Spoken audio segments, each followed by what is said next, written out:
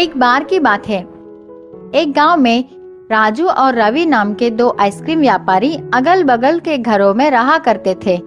राजू बहुत सरल और अच्छा इंसान है। वह गरीब था, इस कारण एक छोटा आइसक्रीम ट्रॉली चलाकर अपना जीवन बिताता था। रवि घमंड और ईर्ष्या स्वभाव का था। राजू की उस छोटे ट्रक को देखकर उसका मजाक उड़ाता था।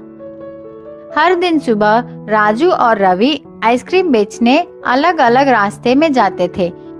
स्कूल का समय होते ही दोनों वहां पहुंचते थे। स्कूल के सारे बच्चे राजू के पास ही आकर आइसक्रीम खरीदते थे।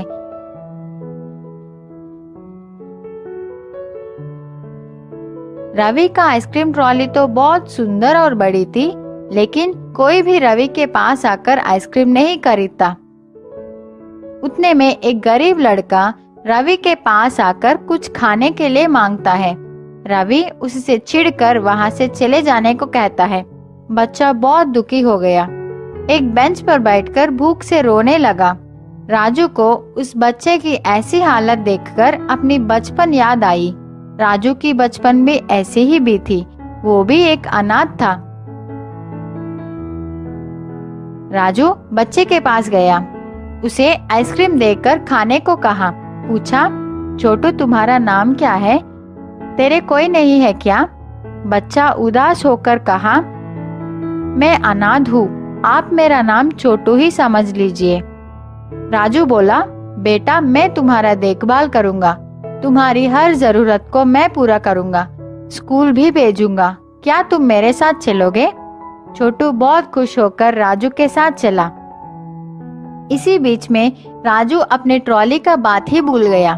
गर्मी की वजह से सारा आइसक्रीम पिघल गई। अब राजू भी कुछ नहीं कर सकता। उदास होकर छोटू को भी अपने साथ लेकर घर चला गया।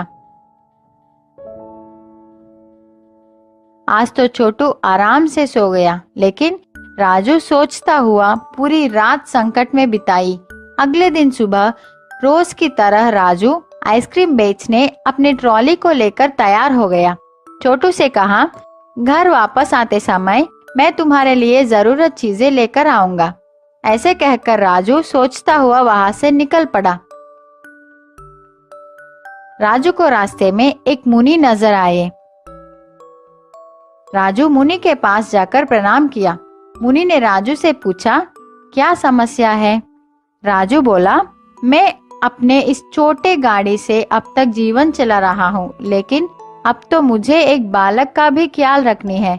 मुझे कुछ समझ में नहीं आ रहा है कि मैं उसके सारे जरूरतों को कैसे पूरी करूँ।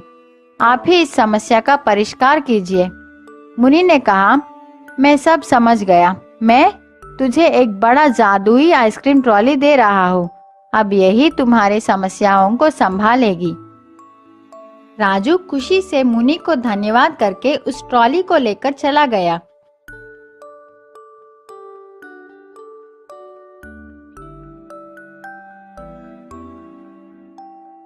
रास्ते में आइसक्रीम भेजता हुआ जा रहा था। इतने में उसको शक लगा कि इतने सारे आइसक्रीम कहाँ से आ रहे हैं, मैं तो इतना नहीं लाया। वह डब्बे को खोलकर देखा तो राजू चौंक गया। उसको समझ आ गया कि ये सब मुनि की महिमा है। रोज की तरह राजू स्कूल के पास आ गया। रवि को राजू की इस नए ट्रॉली को देखकर जलन होने लगा। राजू को इस दिन अच्छा व्यापार हुआ, बहुत पैसे भी मिले। उन पैसों से राजू छोटू के लिए नए बैग, पुस्तक, कपड़े खरीदकर घर लौटा।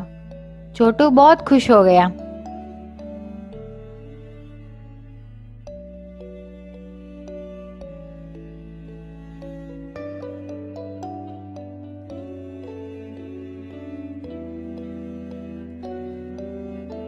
अगले दिन राजू छोटू को अपने साथ लेकर स्कूल पहुंचा। उसी स्कूल में छोटू को ज्वाइन कर दी। राजू का व्यापार अब अच्छी तरह चल रही थी।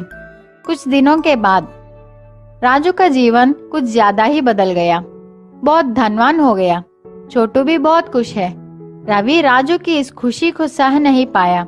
उसको लगा, क्या ये आदमी आइसक्रीम बेच के इतना ज्यादा कैसे कमा रहा है? जरूर इस ट्रॉली में कुछ तो गड़बड़ है। मैं आज रात ही इस बात को पता लगाऊंगा। रात का समय सब लोग सोने के बाद रवि चुपके से राजू की आइसक्रीम ट्रॉली के पास आकर ट्रॉली के अंदर देखा।